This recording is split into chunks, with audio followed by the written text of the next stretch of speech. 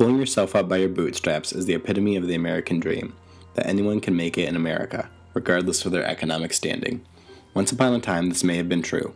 America diverged from monarchies and established its government as a system where every American has equal opportunity to influence how the country operates. In the early 1900s up to the 1950s, America was one of the world leaders in upward mobility, meaning your origins did not dictate your personal economic success. Once upon a time, you could come to America with nothing and build a good living for you and your family.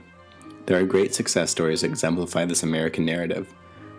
This narrative was perpetuated by Horatio Alger, who wrote novels of young boys who were born in poverty and rose to economic success through hard work and good deeds. American heroes such as Abraham Lincoln, Bill Gates, Thomas Edison prove that perseverance leads to success. Edison's 2,000 attempts at making the light bulb weren't failures. As he said, he learned 2,000 ways not to make a light bulb. The very concept that these figures have achieved American hero status goes to show how very uncommon this rags to riches success is. Take, for example, the story of Chris Gardner, whose success story is recorded in his memoir and its big-budget movie adaptation, Pursuit of Happiness. The film, starring Will Smith, has made over $300 million with a $26.5 million opening weekend. The mass appeal of Gardner's success story hinges on it being the exception to the rule. For every Gardner, there's hundreds of thousands of homeless and impoverished who will never see the end to their misfortune, let alone millions of dollars. No one cares to hear their story, the real consequences of not even owning bootstraps. American bootstraps are now seen more like those of the Pirates of the Caribbean's bootstrap Bill Turner, whose boots were strapped to a cannon that was then sunk in the ocean. We're more restricted by our origins than at almost any other time in American history. The annual OECD education statistics show that only about 1 in 5 young adults in the U.S. reaches a higher level of education than their parents, among the lowest rates of upward mobility in the developed world, versus an American born in the 1950s, who is about twice as likely to become a graduate than the rest of the industrialized world. Now, 42% of people born in the lowest fifth of income stay there, and only 8% of people born in the lowest fifth move up to the highest fifth. Some barriers seem to be the need to have money to make money. If your parents can't afford private school, if they can't afford for you to not pick up a part-time job to help cover expenses, you miss out on the higher education that wealthier children receive. The high cost of college raises doubt about spiraling into debt in order to make money in the future. Average student loan debt is at a record high, over $26,000.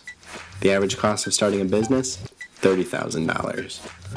Potential students are weighing their odds more than ever. Should you go to college and accumulate thousands of dollars in debt, or just enter the workforce with no debt and work your way up from there? These doubts are compounded with the decreasing job outlook for college graduates. Unemployment for college graduates is at 6.8%, which isn't awful, over a percent below the national average. But when you factor in underemployment, graduates working at jobs that could be held by someone without the degree, that statistic skyrockets to 53.6%. Over half of graduates are working at jobs that they didn't need to spend years in school for, most of them $26,000 in debt.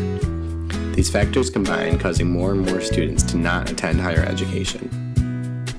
The Occupy Wall Street protests conveyed a similar message. Life is tough for the middle and low class in America right now. You have to have money to make money, and you're most likely going to stay poor if you start out poor. People get stuck in this vicious cycle of debt, minimum wage jobs that don't meet the ever-increasing cost of living, not being able to get a better job because you don't have the experience, the degree, the resume, or whatever it may be. The durability of your bootstraps is dictated by your starting point, and many people's bootstraps won't lift them. The American mentality that hard work will lead to success perpetuates a bias towards those who are not successful. Many people downright refuse to help the less fortunate because they should just get a job, or they're lazy, or just because no one gave me any handouts. Unfortunately, it isn't always that easy. The good news is there's some government aid in place to help those that can't help themselves. Medicare provides health insurance to people aged 65 and older, as well as those with disabilities. Medicaid is a health program providing care for low-income, low-resource citizens. The bias also leaves room for people to have compassion on those less fortunate than themselves.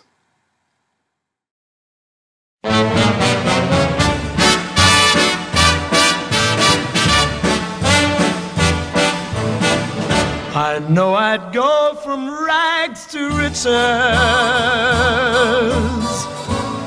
you would only say you care.